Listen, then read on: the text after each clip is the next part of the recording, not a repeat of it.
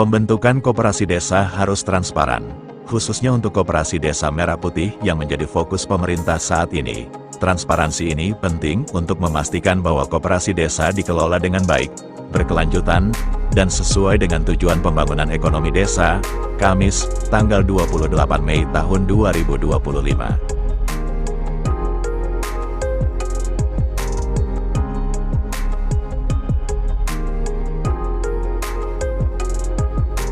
Pembentukan koperasi desa harus dilakukan melalui proses musyawarah desa yang melibatkan seluruh warga.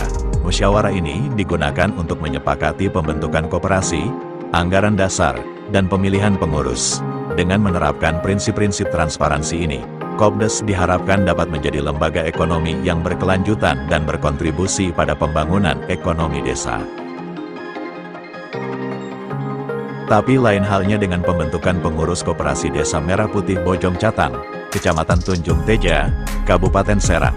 Salah satu warga menilai dalam pembentukan seolah sudah dikonsep dan ditentukan serta menurutnya tidak transparan karena hanya segelintir orang terdekat para aparatur desa saja yang menghadirinya. Selamat sore Bu. Dengan Ibu siapa? Ibu Alia. Ibu Alia warga desa Catang ya? Iya. Terus tanggapan dan Ibu terkait pengukuhan koperasi Kopdes desa Catang ini seperti apa tanggapan Ibu? Menurut saya ya diduga tidak terbuka ya. Saya juga sebagai warga di sini sebagai pelaku usaha misalkan tidak diundang, saya tidak tahu sudah jadi, sudah ditentuin nama si ini sudah. Terus ada harusnya kan menurut aturan pengawas sama pengurus koperasi Merah Putih tidak boleh ada ikatan saudara kan. Ini ketua pengawasnya sama bendahara koperasi Merah Putihnya itu keponakannya kepala desa. Yang kedua ketua BPD-nya dia anaknya sendiri jadi sekretaris koperasi Merah Putih gitu kan. Ya, kalau kata saya sih itu nggak sesuai ya, nggak sesuai dengan aturan yang ditentukan sama pemerintah gitu kan. Terus yang merasa keberatan jadi itu tidak diumumkan, tidak transparan sama masyarakat desa Bojong Catang. Kalau ke RT mungkin ada ya gitu kan, tapi ke masyarakat mah kalau saya sendiri mah nggak menerima gitu. Nggak menerima. Iya. Terus harapan Ibu nih dengan adanya koperasi ini seperti apa? Ya harusnya dibuka ke umum lah. Transparansi gitu Iya, harusnya. harusnya begitu. Dan kita juga kan masyarakat juga bisa memilih kan mana yang bisa bekerja, mana yang pengetahuannya untuk koperasi ada, kan bisa memilih masyarakat banyak juga bisa memilih kan. Dan seperti kemarin kejadiannya rapat tentang RT RW sama yang akan dijadikan pengurus koperasi itu aja kalau saya lihat di foto ya. Terus menurut Ibu dengan dibentuknya seperti itu, apakah bisa menjalankan roda koperasi ke depannya? Kalau menurut saya sih bukan merendahkan ya. Kayaknya belum tentu satu jalan. Jadi harus benar-benar orang dengan kapasitas yang mumpuni begitu Bu ya? Ya, salah. Sekalipun nanti katanya ada pelatihan.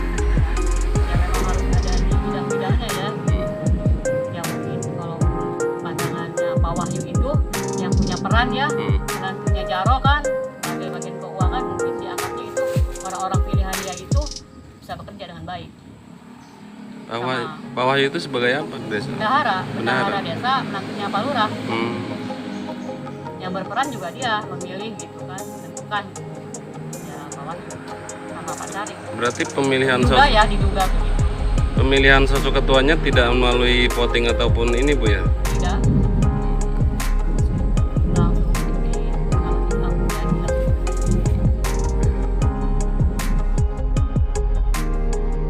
Di tempat terpisah, warga Bojong Catang sebut saja Jaka, nama samaran, dia menilai cacat hukum karena waktu pembentukan kepala desa tidak ada dan yang hadir hanya melibatkan RT RW dan calon pengurus saja. Tidak melibatkan masyarakat, menurut saya ini cacat hukum. karena waktu pembentukan hanya melibatkan RT RW dan yang akan jadi pengurus saja, bahkan kepala desa tidak hadir, ujar Jaka. Jaka juga menilai pembentukan itu hanya formalitas saja. Dirinya menduga sebelumnya sudah dikonsep dan sudah disiapkan siapa saja pengurusnya. Menurut saya pembentukan itu hanya formalitas saja, saya menduga sebelumnya sudah dipersiapkan orang-orangnya.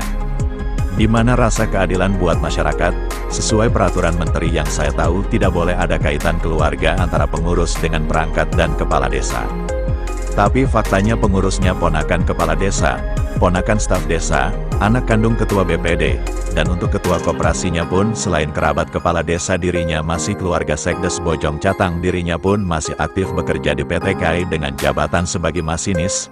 Apakah akan bisa dirinya mengerjakan dua pekerjaan yang tugas dan fungsinya sangat jauh berbeda, tegas Jaka. Sementara, hingga pemberitaan ini, wartawan R-News masih berusaha untuk mendapat keterangan dari Kepala Desa Bojong Catang.